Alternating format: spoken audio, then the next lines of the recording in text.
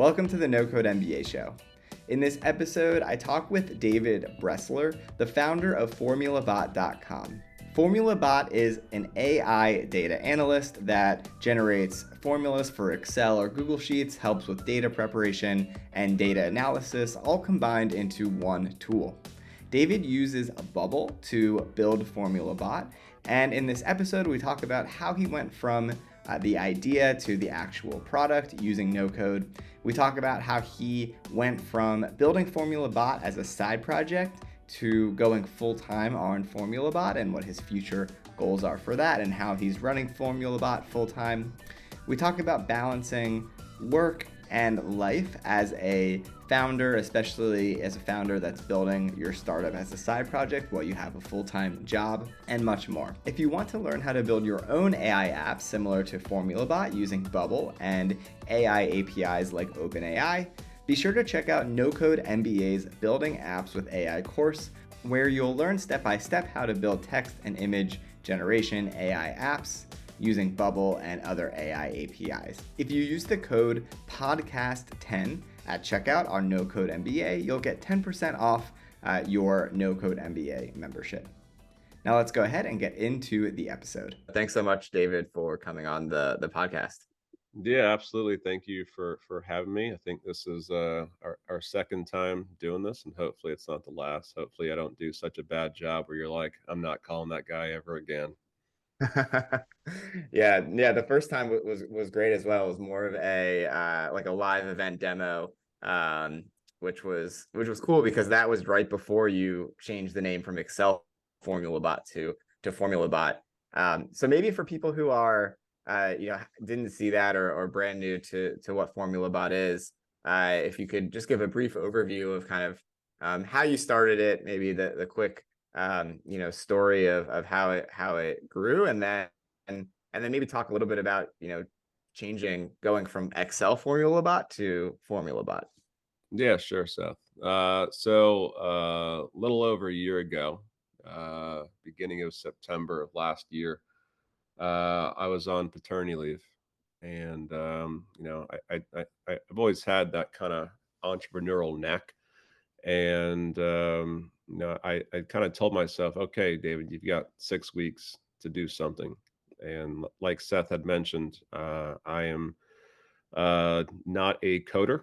And so, my Twitter feed kind of reached a point where it's just like bubble, AI. And this was, before the AI boom, and all the stars kind of aligned, right? Because AI and bubble, and my background, my full-time job has always been inside data analytics. And so data analytics, Excel, it goes hand in hand. And so started playing around with the open AI playground, and I was just looking for ideas. And the best ideas come from problems that you have. And my full-time job, a problem that I faced in a leadership role was, during and post COVID, working for a data analytics agency, we had a lot of turnover, especially in the Orlando market. We were looking for people, local talent, but post COVID, people can work wherever. And so we had a lot of companies in California that were poaching from the Florida market, different cost of living. So we were losing people left and right. So we started hiring young people, and young people, they just don't teach Excel at the extent at which I think they should. And so thus my problem, right? And so I've got all these analysts that are asking me for Excel formula help. And, the first thing I did was, I started playing around with OpenAI, and I said, can you generate this formula with this? And can you explain this? And I was like, oh my God, it knows how to do it. And so, like most entrepreneurs, the next thing you do is you go to Google and you search for exactly your idea to see if the idea already exists. And it didn't. And, immediately I just got like the chills. And then I started, over the next couple of weeks, starting to learn Bubble. And probably took me longer than what it should to have built my initial MVP. But I built a single page application no APIs, or sorry, no API limits, no logins, no subscription. I just kind of let it all out there. And this was in, I think I mentioned it, it technically launched in September, but the MVP was built in July. And think about it, ChatGPT came out November 30th. So this is several months prior to ChatGPT, to the AI buzz. And so when I built this MVP and I put it out there on Reddit, it went viral next day on Reddit. It went viral on TikTok. And then ChatGPT and the AI boom, it went from like, these kind of baby steps of monthly recurring revenue still going up and to the right, and then just piggybacking on the AI boom. Those first, from really September to April, I was going for quite the ride. And the product today is not what the product was. So, like I mentioned, the MVP, it was really just, it was like two buttons, or it was one button. It was one button, an input and an output. You know, how do I do this in Excel? Press the button, you get the answer. Whereas today, what used to be called excelformulabot.com is now formulabot.com, where formula generation is just one of the three product offerings. And so the three product offerings are formula generators. So it's not just limited to Excel. There's Google Sheets, there's VBA, Google App Scripts, Regex, SQL, really centered around data analytics, just because that's my background and that's kind of my comfort zone. Formula generators, and then the next one is AI in spreadsheets. So it's an add on to both Excel and Google Sheets, where it has the formula generators, but it also extends functionality really around data preparation, data extraction, classification, retrieving information. I kind of like to say it's like Chat GPT inside your spreadsheets. And then the last piece of it, where a lot of the time and cash flow is being reinvested, is the data analyzer, where you can add your data, whether it's a CSV, Google Sheets, SQL database, a few other data connectors, where you can upload your data, and then just like ChatGPT, have a conversation with them and ask them questions related to your data, in which it'll generate charts, tables, and analysis. That's really cool to hear the story. And I think we talked a little bit about this last time, but it's worth reiterating. And for anyone who this is a new story to, I think what's really most kind of impactful to me listening is, you went from kind of this viral product, which was very simple, not even a login, and I think a lot of people would stop there and they would have that viral success, but they wouldn't really know what to do with it, or they wouldn't kind of build on it, or maybe they would assume that that is going to continue, and that you don't have to really do anything else. It's working. We have users, and that's it. But what you did was take that simple product and kind of realize that um, this virality is amazing, but it won't last if you don't build on top of it and kind of take advantage of those initial users. And then also, I think it seems like in your case, there were more people that started to build those types of simple things, so you kind of had to keep out competing those people and innovating. And it's kind of that saying where if there's copycats of your product, they're already kind of 3 months or a year, whatever, they're behind you because you're already on to the next feature or functionality or and adding value to your users. So I think that's what's really cool about this story. And obviously it's not easy for someone to replicate virality necessarily, and you can't count on it. But if you do have it, or you're building on top of a trend, I think that this is really, really important to keep in mind. So that was something that really stood out to me. Yeah, for sure. It's funny looking back, because if I had done the same steps that I did in July of last year, even if I had done it in January of this year, post AI boom, post Chat GPT, I would not have had the virality and the success that I had experienced, right? Had I posted it on Reddit, the MVP, people would be like, cool, this is, I can do this in Chat GPT, right? And I Yeah. still get, about 5% of the customers that subscribe, they churn. About 10% of those say, well, the reason I churn is because of Chat GPT. And to your point, right, there's two sets of people: those that are complacent with what they have, and those that still have that itch that they want to scratch to innovate and improve. And I like to think of myself as the former, or sorry, the latter. You might want to cut that one. And so, I, especially in December when Chat GPT was booming, the first thing I asked myself was, what does at that time Excel Formula Bot offer that Chat GPT doesn't? And Yeah. at that time, it was nothing. It really was nothing. It was just a fancy prompt. Yeah. Whereas whereas now there's, 3 different products. It's safe to say, especially the AI in spreadsheets, people love it from the convenience standpoint of being able to work with your data set, Yeah. uh, and really build and classify and, prep your data at scale. It's something that you cannot do within ChatGPT. And then the direction and vision that I have for the data analyzer, again, it's one of those things that you cannot, hopefully, in next year or so, won't be able to replicate in Chat GPT. And that's the one thing, I tell a lot of builders, especially those that are building in no code apps, is, Chat GPT should be your number one competitor. Even though they are not in the same niche, more people know about Chat GPT than your little indie startup. So think of ways and kind of, build around what they're building and build something that they don't offer.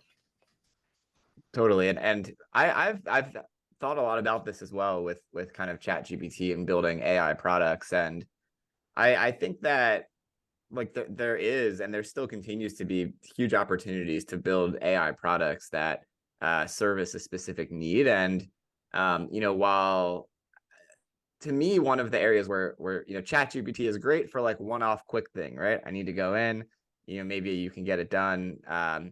But there's no like, idea around building a user interface around a specific problem that you're trying to solve, right? And saving that data in a specific way so you can use it later and connecting your data sources, like you're saying, if in this use case. So I think there's so many opportunities there where, maybe chat gpt is kind of like having a consultant that you can have a quick phone call with and get the answer. But if you need to build out a system, that's really where it's not going to do that. And I don't know that it's ever going to do that really, because it's more of just that open-ended Yep. conversation type experience.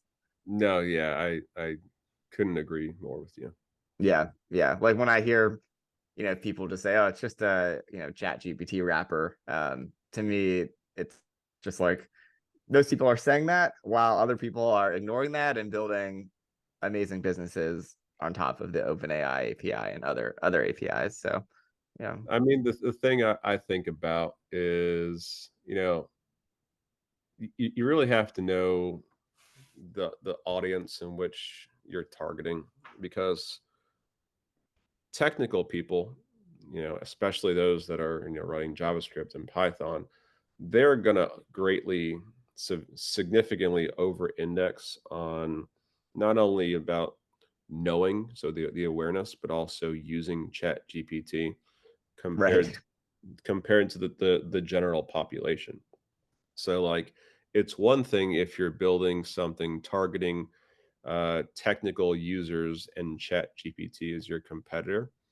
Whereas like FormulaBot, it's very general purpose. I mean, I look at the requests that are coming through. A lot of them are very elementary, which does Right. suggest that it is more entry level users. I get a lot of like, people that are running their finances on a spreadsheet or administrative duties. and it's more Yep. entry level. And, again, I'm a stat guy at heart, so I can't help but think of like over and under indexing. But if you are building something, try to keep that in the back of your mind and know your audience. Because guess what? Even the biggest tools out there, I think of like Jasper and Copy.ai. Guess what? Those are still doing pretty damn well. And for the most part, ChatGPT, of course, they have some guardrails and prompts within Copy.ai and Jasper, but you can more or less do the same thing in ChatGPT. And so, to your point, it's building out that kind of structure to lend itself, and then kind of adding on the targeting audiences and all that. Totally. Yeah.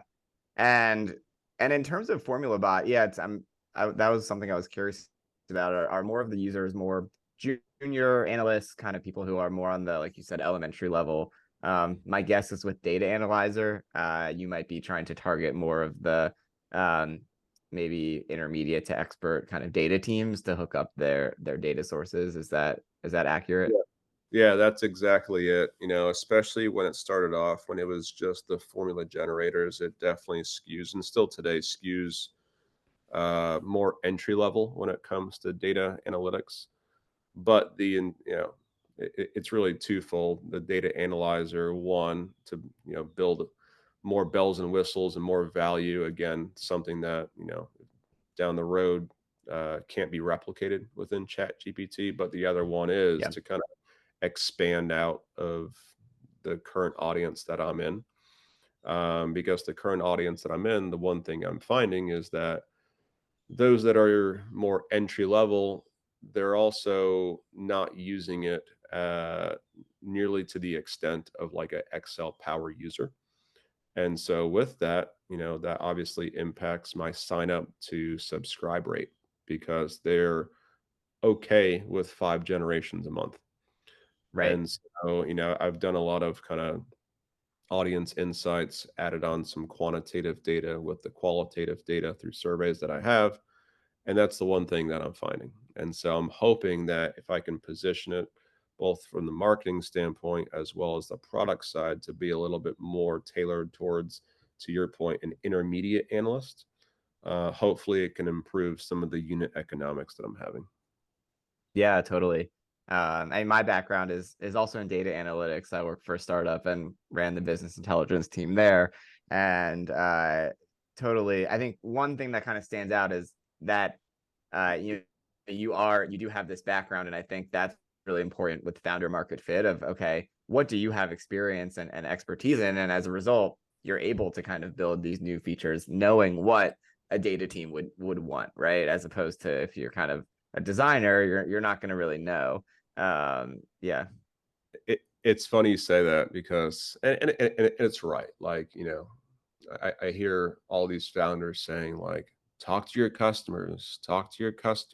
And I'm like, okay, I'm talking to my customers, but like right now, my customers, like, th- they are the customers that I want and I still want to keep, but they're also not the customers that I aspire for.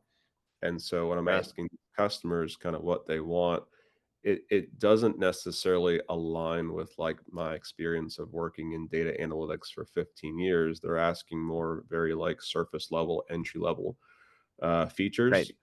And I'm like, you don't want this thing that I have in the back of my head right here. And so, you kind of have to find that balance between like, asking your customers what they want and then just reaching a point where it's like you kind of know best. Obviously, it helps when you have experience with a lot of experience in the platform that you're building and marketing. That's like the biggest competitive advantage that you can have. Earlier you were Yeah. talking about all these competitors that come out, 6 months, a year down the road. But the one thing that they don't have is, my background of data analytics. And so with that, I think they'll always be behind. Yeah. But yeah, it's funny. You got to try to find that balance of like listening to your customers, but also like just taking a risk and doing what you think is best for your product. Yeah, totally. Totally makes complete sense. So you recently quit your full-time job to work on FormulaBot full time. Can you talk a little bit about your decision behind that? What made you, finally take the jump? Yeah, it was a tough decision, especially hard because data analytics. Like, I'm gonna sound like a huge nerd, but I love it. Like, I got a little Nook library over there, and half the books are data analytics. I got two kids, and I've got one book. It's basically like it's a parenting book, but with like an analytics spin on it, and the whole thing's about statistics. So I love it, and I love my job. And so, having, being married, two kids, for a year, I was working a full time job, leadership position, which is stressful in itself. Um, Growing this startup. And so it was exactly a year and a day where I did both of these, of growing this startup, working a full time job. It was hard, you know. There were there were some times where you know, and you might even be able to do it now. I listed the site on Acquire at a certain point, late last year, because I just couldn't deal with it anymore. It was tough. I would, like, lie down and realize, like, oh my God, like, all my priorities are misaligned. I wasn't taking care of myself, not only, physically, mentally, not, missing precious time with my 4-year-old and now 1-year-old. So there were some tough times, and definitely took a toll on the marriage, and it also impacted my, at least in my eyes, like, my output in my full time job. And it's hard to give all these things 100%. So you have to start to kind of fractionalize things, and I fractionalized Hmm. things in all of the wrong ways, and I prioritized FormulaBot. And Hmm. looking back, I would have changed some things. And so, earlier I was talking about, the first few months pre Chat GPT, things are going up and to the right, and then it just kind of catapulted with AI. And then in April of this year, things kind of slowed down a little bit. Less people are talking about AI in the news. You can see it through, Google Trends, and Yep. just sentiment as a whole, and it had an impact on my business. And every single month, from launching in September to April, sales and recurring revenue went up and to the right.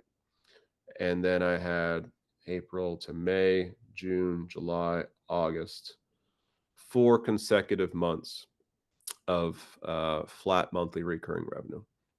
Revenue is trending down. And I kind of reached the point where my entire background is marketing and analytics, and I've been very fortunate to not have to do that for FormulaBot. I've been able to focus on the product Yeah. because of the virality and the organic growth. I haven't had to do marketing. And so I just reached the point where I was fortunate enough to make decent money in my leadership role, my full-time job. I didn't touch really any of the revenue that I've been generating for the past 8 to 10 months or so. Yeah. And so I reached the point where I need to start doing my own marketing, because I can't keep riding this wave. Yeah. And so after 4 consecutive months of stagnation, I left my job. This will be the second month, and things are back on track. Monthly Yeah. recurring revenue has picked back up, and definitely heading in the right direction. And I just never wanted to. The big thing was, like, the stagnation, the misalignment on priorities. Yeah. And I just, if I were to continue going down the path of working a full-time job and doing this, I was never able to commit 100% to this, and I would Yeah. hate for it to just gradually die out. And Yeah. then when I'm 80 years old, I just didn't want to have any regrets. I didn't want to be 80 thinking, what if? And the nail in the coffin for me was it was an interview with Jeff Bezos. And Jeff Bezos was talking about the time in which he was thinking about building Amazon. And he had talked to his boss about this idea that he had. And he was a hedge fund manager. And his boss said, "That's a great idea, but not for you. You're in a leadership role. You're making great money." And I was in a very similar situation. I Yeah. was doing well. But he said, he's like, "I will regret it the rest of my life if I never take a chance." And so that was the nail in the coffin that I needed. Took a chance, and so far it was the best decision I could have made. Yeah, it's a great quote from Jeff Bezos. It's probably inspired thousands of people to quit their job and go for it. Yeah. Yeah, the regret minimization framework that he has. And yeah, thank you for sharing your story.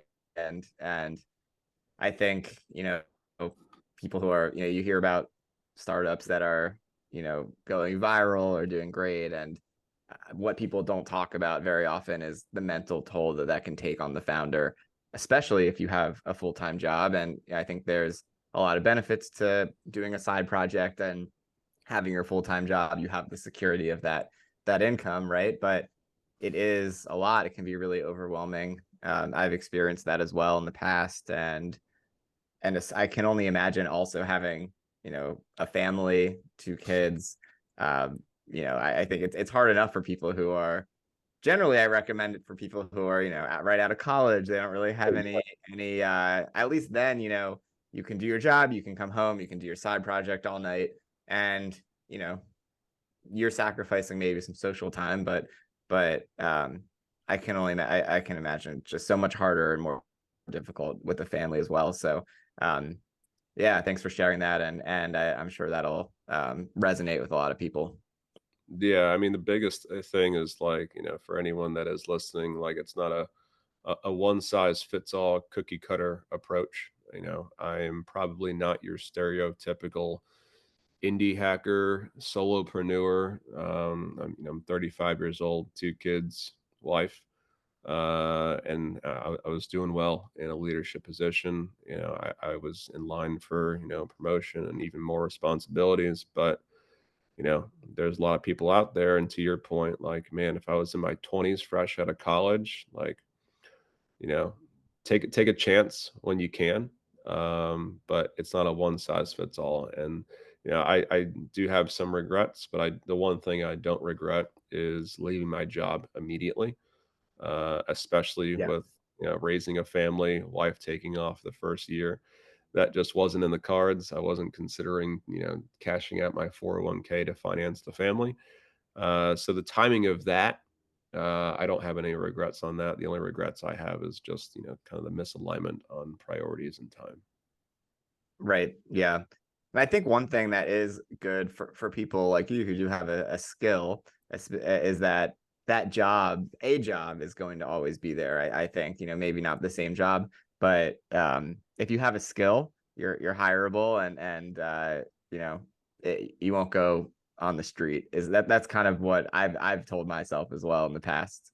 Oh, So for sure. And like the one thing that, my wife says, which resonates well is, you know, this AI space, especially, it's so new, even though it feels like it isn't, it's so new still. And like no one knows what's going to happen 6 months down the road, a year from now. No one knows. And so I can't help, especially when I have like a bad sales day. Like of all people, like I should know that like everything regresses towards the mean. But like if I have a bad sales day, I'm like Debbie Downer. I'm like, this is it. It's happening. This is it. And so yeah. she tells me, she's like, look, like if things do fail, like one, your old job's going to be there if you want it. And two, with what you've built, like you can get, Yeah. there's a lot of opportunities that will open up. And A- so like, it's definitely not a complete wash. Absolutely. I think that in almost all cases, if someone goes full time and works for a year on their company and it doesn't work out, you're going to be more employable afterwards. I know I would rather hire someone who had that experience, and I think it's hard to see that for people, I think, when they're thinking about leaving their job, but um in almost every case you're going to be more employable afterwards. Yeah. Yeah. Yeah, totally. So in terms of kind of working, working full time, do you have any contractors that you're working with? Are you working completely alone? How is that set up right now? Yeah. So since my decision to really reinvest a lot of the time and money into the vision of the data analyzer product, I do work with an agency out of India called Zeroic. Talk to them, every single day, same time. A couple of developers there. One, the founder, who is probably the most well-versed, experienced guy in Bubble. He actually just ran his own conference, Bubble India. So I work with him as well as an individual on his team who specializes in more of the back end. It's funny because I always envision the ability to build this application where I can do everything and I'm not a coder. And so once we started building out this data analyzer, bits and pieces of it behind the scenes are not code. I'm like, no, I can't do everything now. I have to lean on other people, but the other people I work with are great. Yeah. So two developers, one no coder, one coder. And then I've got one designer that I work with on more of like an ad hoc basis. Mm. He's actually helping me migrate the marketing site from Bubble to Webflow because he's got experience in both of them. I was working with someone who was helping me support social media. And then my wife, I think it's like the best thing for us. But this whole time, my wife really hasn't helped me out with much, at least on the business side of things. Of course, she helps out with family and all, the cooking, everything, literally everything in this house. And so, she asked me, she's like, hey, now that you're working from home, I'm here, I want to help you out. So she's going to help starting to help me out on the social and the content front, which I'm very excited about. Cool. That's cool to hear that. I think at least for myself, I tend to try and do everything myself, and it's only more recently that I've started to work more with contractors, and it's been great. Um, but it seems like you've set yourself up well, kind of coming off and going full time, but also bringing in and working with people to help take things off your plate and kind of setting yourself up for success. So that's I think really important for people to do, and it's hard sometimes, I think, to invest in those things, because especially when you're it's your own company, it's all your own money, right, that you're spending on these things, and it's like, well, I could just do it, right? I could spend that hour doing it, but in reality that's not really the right way to think about it. Yeah, no, it's something I've gone back and forth on. The thing I kind of tell myself is like, hire people for things that you suck at, Yeah. and you'll get a better output, but also it gives you the opportunity to focus on the things that you're good at. And, I mentioned this at the top of the call, like the one thing I'm good at least I like to think, is marketing and paid media, email marketing. And so like that's probably been the biggest change. I mentioned earlier I had such stagnation for 4 months in a row, and causation or correlation. I think it's more so causation that the past couple of months, business is back and going in the right direction, and Yeah. nothing has really changed in terms of the macro externalities that has always been impacting FormulaBot. It's more of the Yeah. intrinsic, tactical changes that I've been doing on the email marketing front, as well as the customer acquisition front. Yeah, totally. I mean, if anything, I think we hit a peak of AI interest, right? And then now it's kind of, people are interested, but it's not top of mind for people the way that it was. Um, yeah. Let's just if FormulaBot is no longer a site that feels illegal to know. Right, right. That The was that the TikTok Oh man, that hook that people I, were using?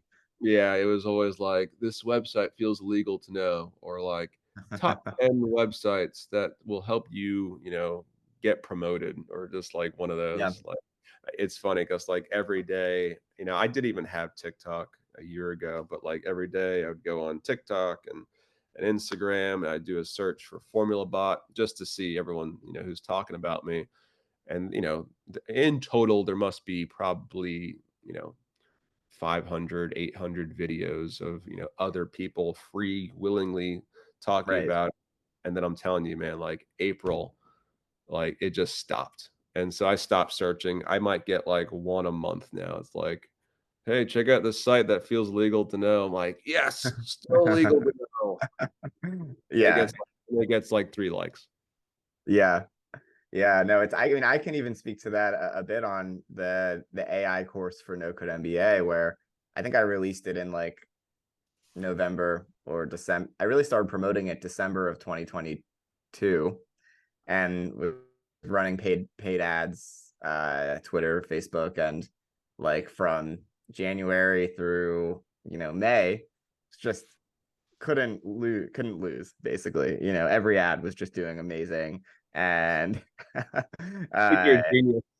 exactly, and it's still the ads do good, but not as good, and I have to be a lot smarter about really, you have to tweak things a lot more, and you kind of it's just not as easy as it used to be. And I think that's just part of kind of when you're on top of a trend, it's everything is working basically, and then you kind of have to, it's almost a little bit like I guess like when the economy is going great, everyone money is flowing, everything seems to work, and then like now it's not only are is it you know the environment also that we're building in is it's not the best economy right now, and you have to really, people don't want to spend money as freely, I think, which Yeah. is it just kind of, I think, leads to more discipline. You have to have more discipline in the business, and make sure that things are really working and have like a real ROI.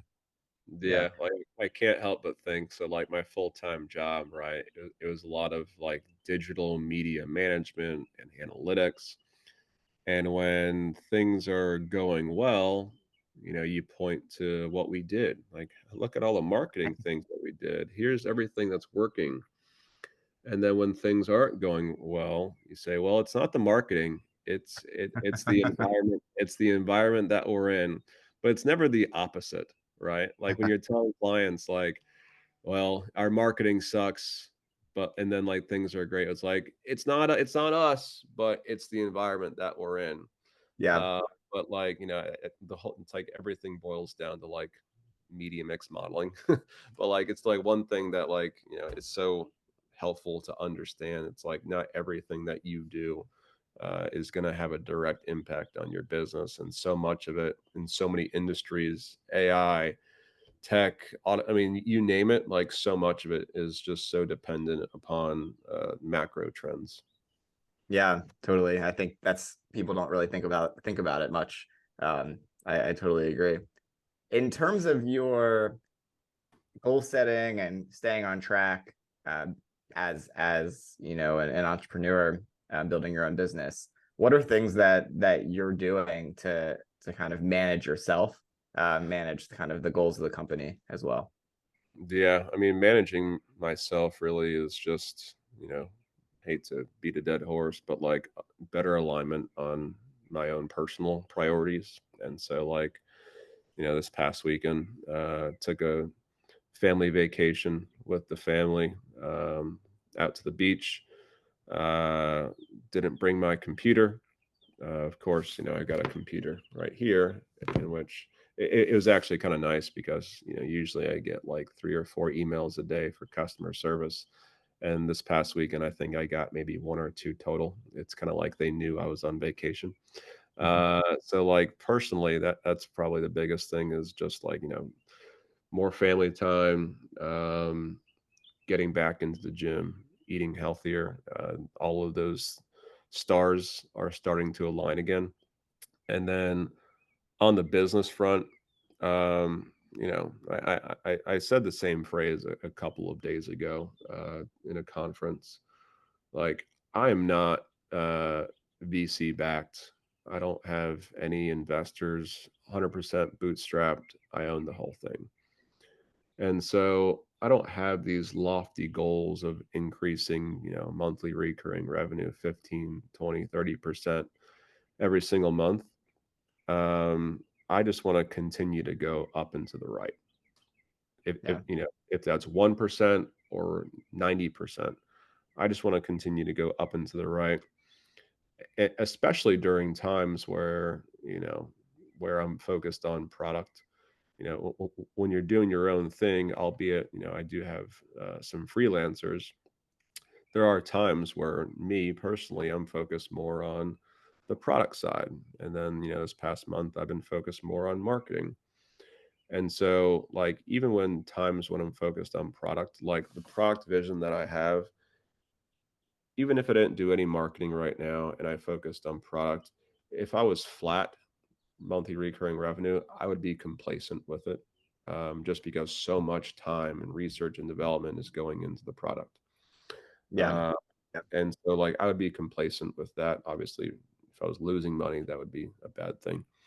But as long as I'm making improvements on the product side and just going, even just a couple bips up and to the right, I'm good with that. I don't need this rocket ship to the moon. I just need to support my family and be able to go on a few family trips a year. Obviously, I hope that, I do continue to grow and scale, but I don't have any hard numbers in mind. I just want to be able to, you know, enjoy the ride that I'm on and maybe, eat out a couple more times a month or so. Nice. It seems like you have a really healthy kind of relationship with that idea of growth and and you also it from our earlier conversation, it sounds like you have some general vision directions of how you want to take the product and marketing and things like that. Um, so yeah, and what you said resonated about kind of not being venture backed, and as a result, you don't have to you know grow 3x every year and turn into a billion-dollar company.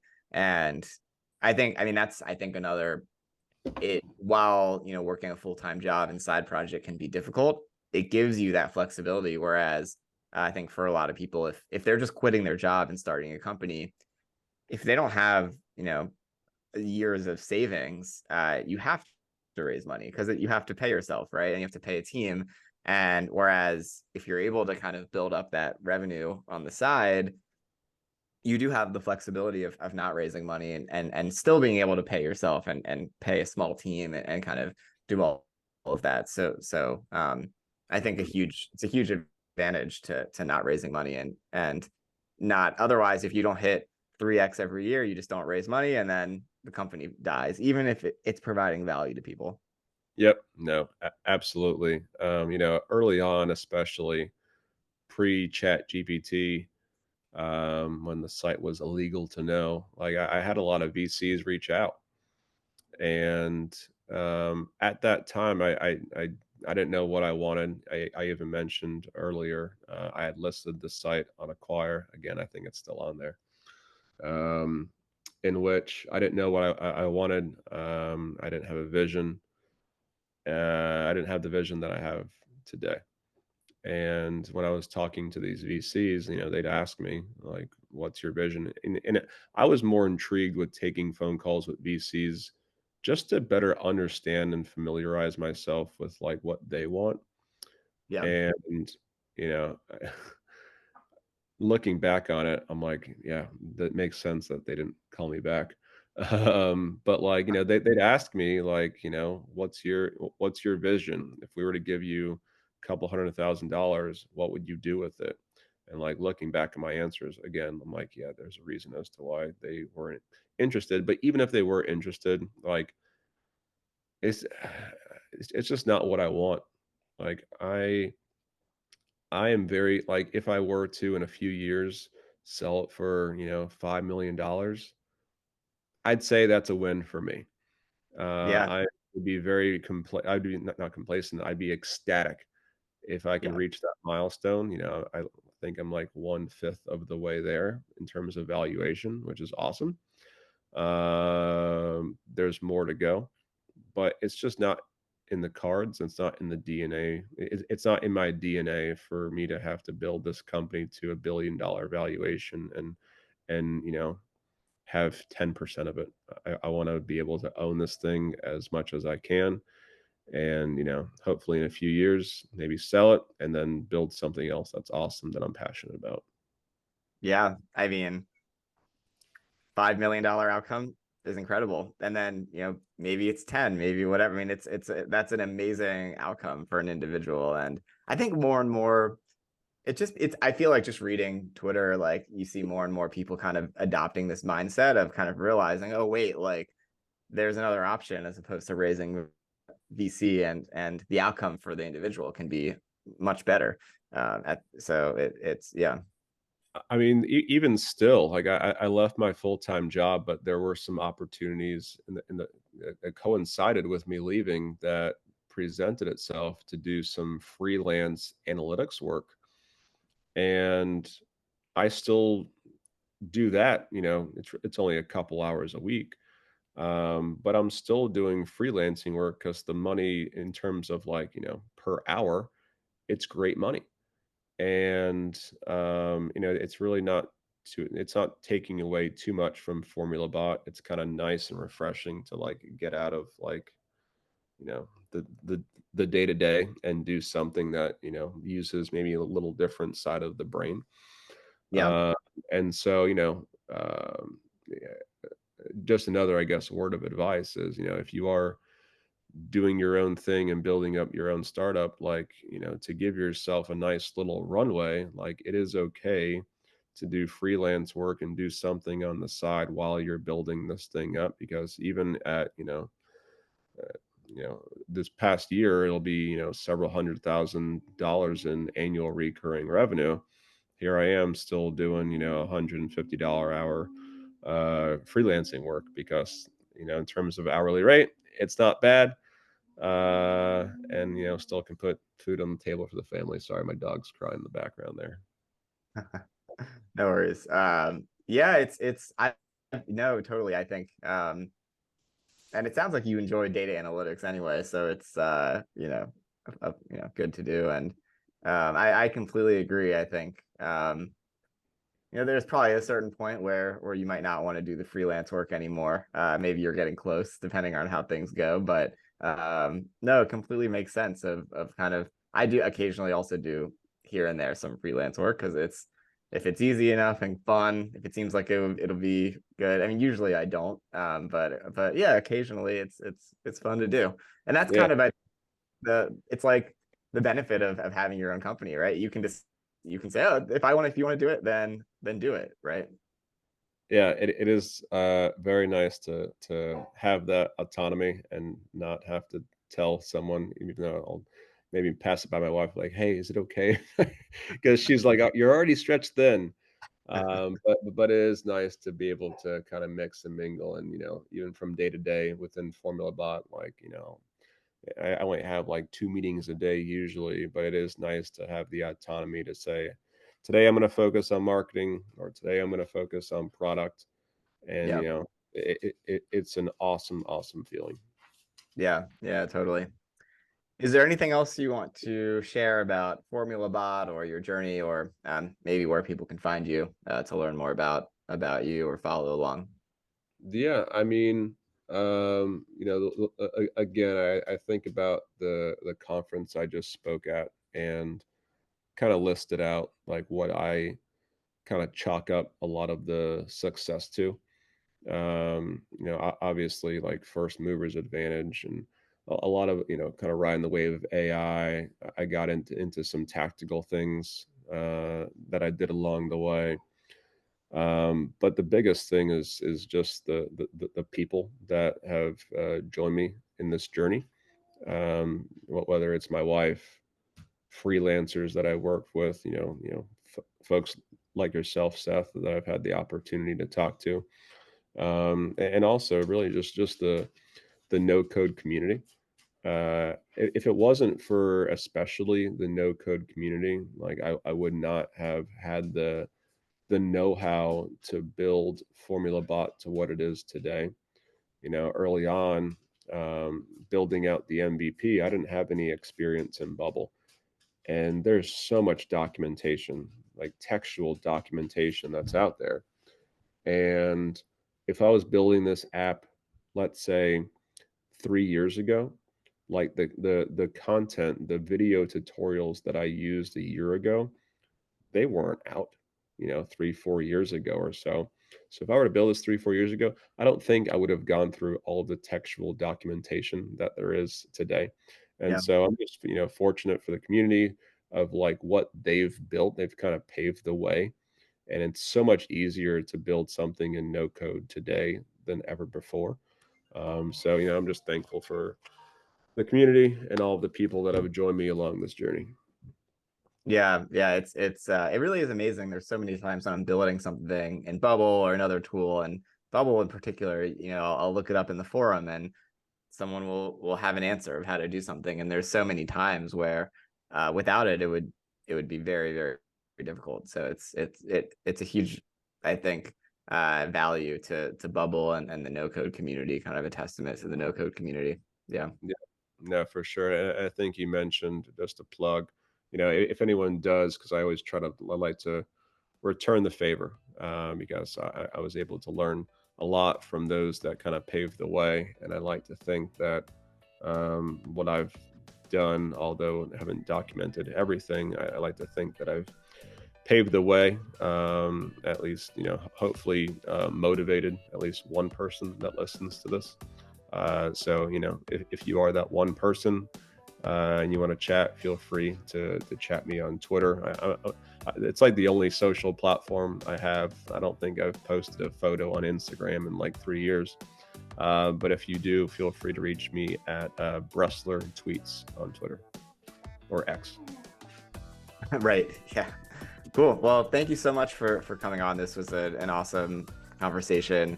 I feel like we could keep going about a variety of different topics, but I know you've got a lot.